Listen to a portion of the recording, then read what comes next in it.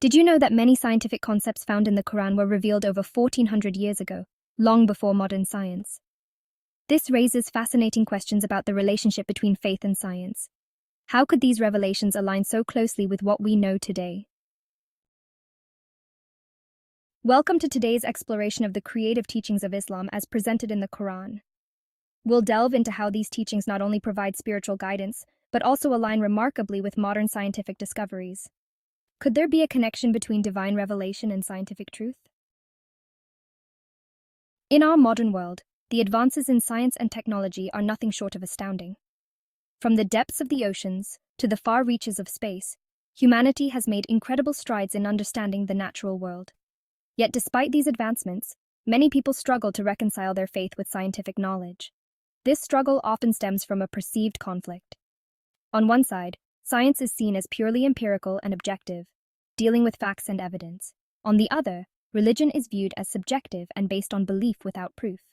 This dichotomy has led to widespread misconceptions about the role of religion, particularly Islam, in the realm of science.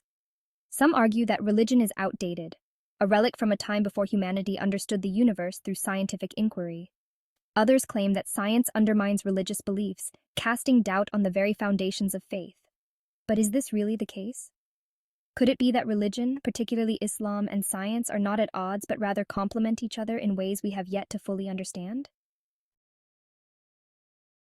Embryology. Let's begin with one of the most profound examples, the development of the human embryo. The Quran mentions this process in several verses, providing descriptions that align closely with modern embryology, a field that has only truly developed in the last century. Consider Surah Al-Mu'minun 23:12-14, which states, "We created man from an essence of clay, then we placed him as a drop of fluid in a safe place. Then we made that drop into a clinging form, and then we made that form into a lump of flesh, and we made that lump into bones, and we clothed those bones with flesh, and later we made him into other forms. Glory be to God, the best of creators." Here, the Quran outlines the process of human development in stages. Modern science confirms that the embryo begins as a zygote, a drop of fluid, which then attaches itself to the uterine wall, resembling a clinging form. This clump of cells, or lump of flesh, gradually differentiates into bones, which are later covered by muscle and tissue, just as the verse describes. It's important to note that during the time these verses were revealed, detailed knowledge of embryology was non-existent. The parallels between the Quranic description and modern embryology raise intriguing questions. How could such knowledge have been described so accurately over 1400 years ago?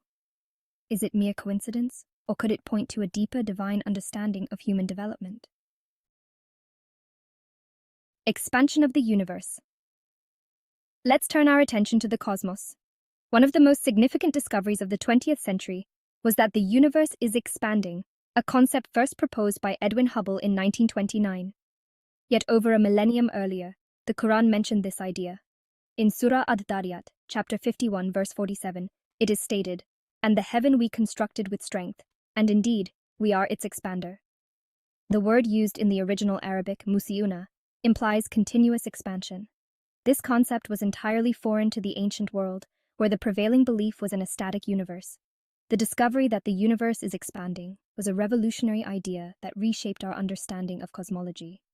It's fascinating to see this concept mentioned in a religious text from the 7th century. What does this suggest about the Quran's approach to the natural world?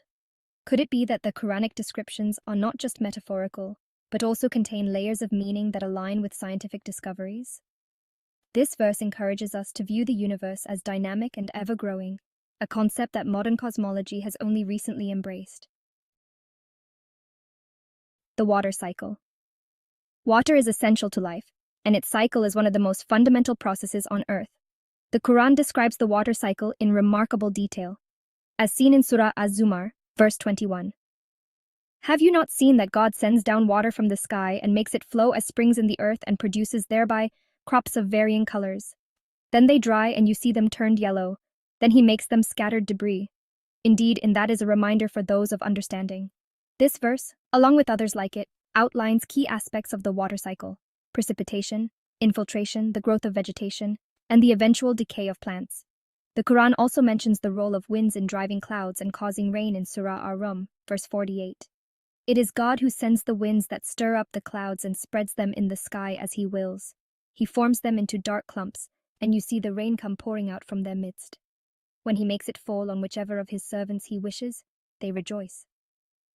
These descriptions correspond with our modern understanding of how water evaporates, forms clouds, precipitates, and nourishes the earth before returning to the atmosphere.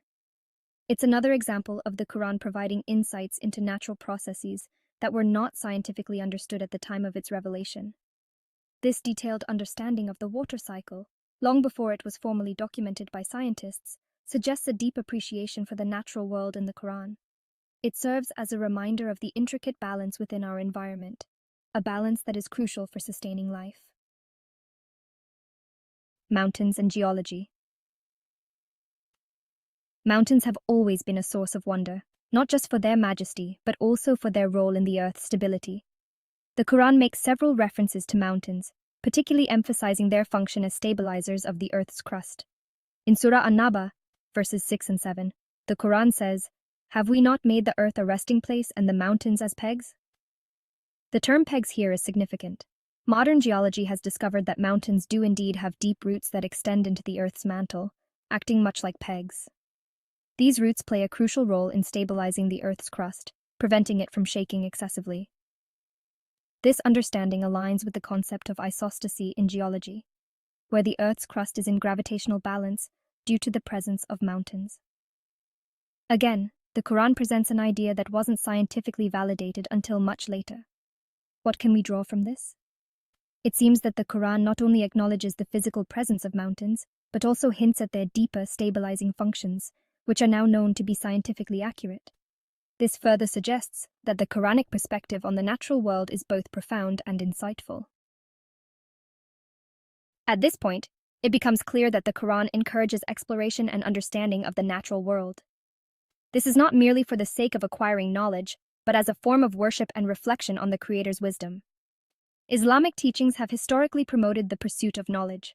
During the Golden Age of Islam, Muslim scholars made significant contributions to various scientific fields, from medicine to astronomy, all inspired by the Quran's encouragement to seek knowledge. Scholars like al-Biruni, Ibn al-Haytham, and Avicenna were pioneers in their fields, driven by the belief that studying the natural world brought them closer to understanding God's creation. Today, this tradition continues as Muslims around the world contribute to scientific discoveries and innovations.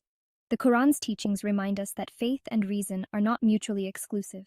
Instead, they are two paths that converge towards a greater understanding of the universe and our place within it. This realization is pivotal. The Quran's alignment with modern science isn't just a coincidence, but a call for all believers to engage with the world around them. By doing so, they fulfill a religious duty, enriching their faith and contributing to the collective knowledge of humanity. Let us know your thoughts on the relationship between science and religion in the comments below. Your engagement drives these discussions forward. So let's continue to explore, together. And don't forget to subscribe for more on how Islamic teachings can inspire modern scientific exploration.